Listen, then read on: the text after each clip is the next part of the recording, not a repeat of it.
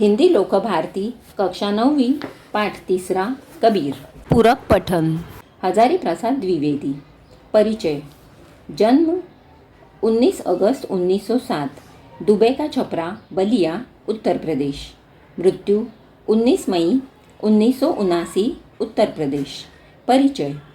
द्विवेदी जी हिंदी के शीर्षस्थ साहित्यकारों में से एक है। आप उच्च कोटि के निबंधकार, उपन्यासकार, आलोचक, चिंतक एवं शोधकर्ता है। प्रमुख कृतियाँ: अशोक के फूल, कल्पलता निबंध, बाणभट्ट की आत्मकथा, चारुचंद्रलेख, पुनर्नवा उपन्यास, कबीर, हिंदी साहित्य की भूमिका, मेघदूत, एक पुरानी कहानी, आलोचना और साहित्य इतिहास आदि।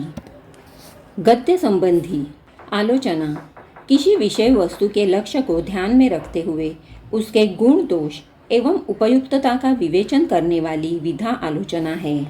प्रस्तुत पाठ में द्विवेदी जी ने संत कबीर के व्यक्तित्व, उनके उपदेश, उनकी साधना, उनके स्वभाव के विभिन्न गुणों को बड़े ही रोचक ढंग से स्पष्ट किया है।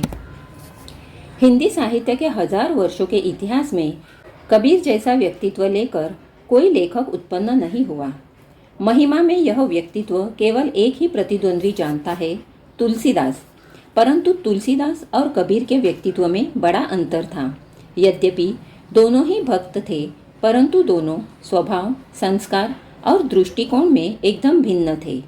मस्ती, फक्कड़ाना स्वभाव और सब कुछ ही झाड़ फटकार कर चल देने वाले तेज ने कबीर को हिंदी साहित्य का अद्वितीय व्यक्ति बना दिया है। उनकी वाणी में सब कुछ को पाकर उनका सर्वजयी व्यक्तित्व विराजता रहता है। उसी ने कबीर की वाणी में अनन्य साधारण जीवन रस भर दिया है। कबीर की वाणी का अनुकरण नहीं हो सकता। अनुकरण करने की सभी चेष्टाएं व्यर्थ सिद्ध हुई है। कबीरदास की वाणी वह लता है जो योग के क्षेत्र में भक्ति का बीज पड़ने से अंकुरित हुई थी। उन दिनों उत्तर के हठ योगियों और दक्षिण के भक्तों में मौलिक अंतर था। एक टूट जाता था पर झुकता न था, दूसरा झुक जाता था पर टूटता न था। एक के लिए समाज की ऊंच नीच भावना, मजाक और आक्रमण का विषय था, दूसरे के लिए मर्यादा और स्फूर्ति का।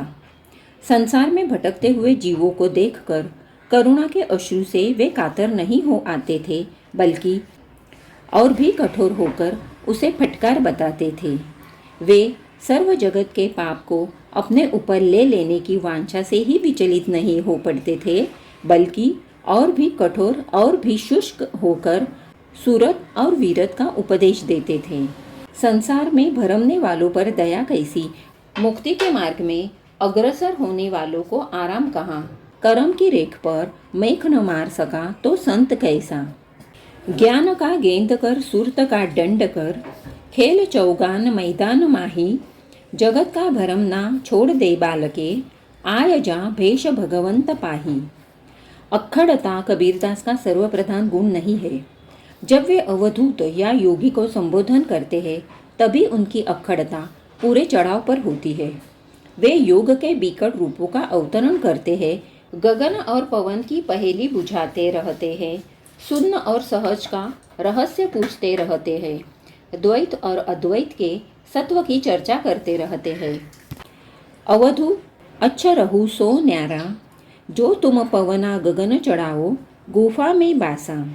गगना पवना दोनों बिनसे, कह गया जोग तुम्हारा।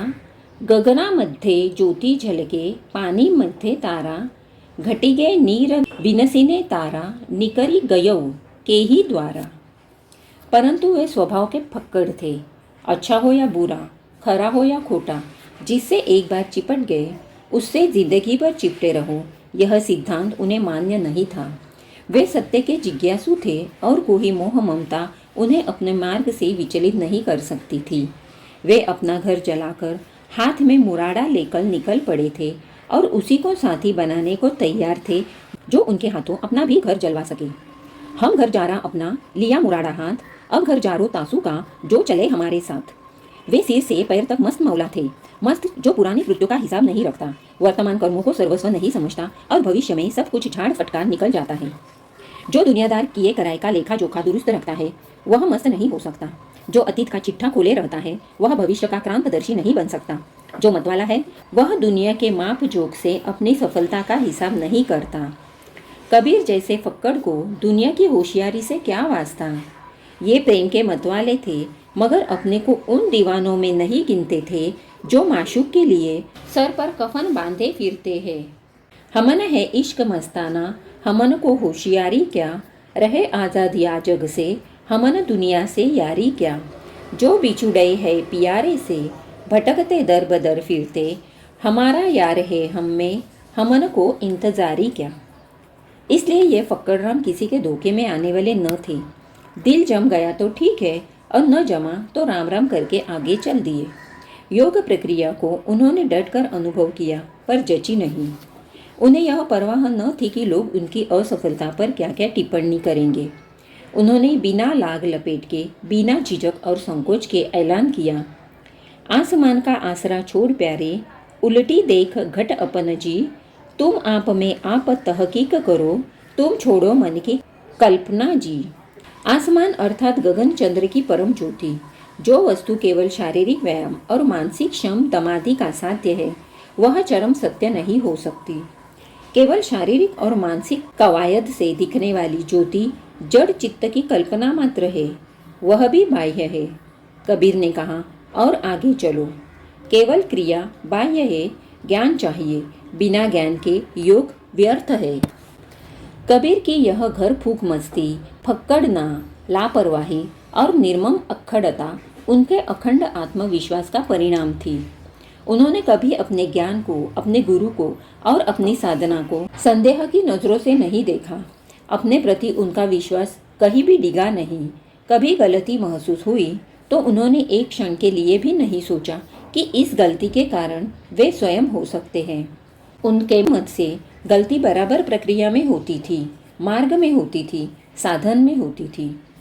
वे वीर साधक थे और वीरता अखंड आत्मविश्वास को आश्रय करके ही पनपती है।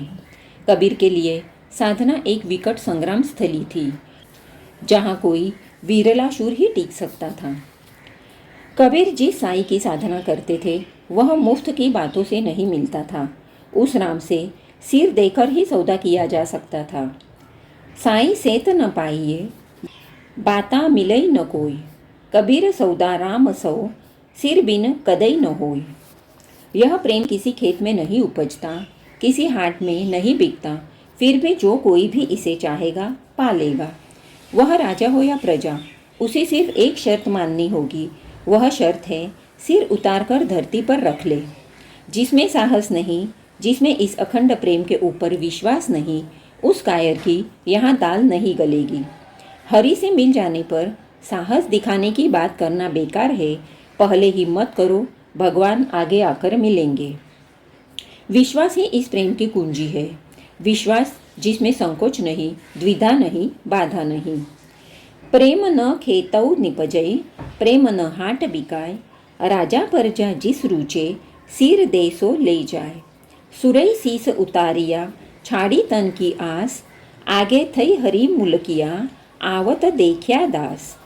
भक्ति के अतिरेक में उन्होंने कभी अपने को पतित नहीं समझा, क्योंकि उनके धन्य में भी उनका आत्मविश्वास साथ नहीं छोड़ देता था। उनका मन जिस प्रेम रूपी मदिरा से मतवाला बना हुआ था, वह ज्ञान के गुण से तैयार की गई थी।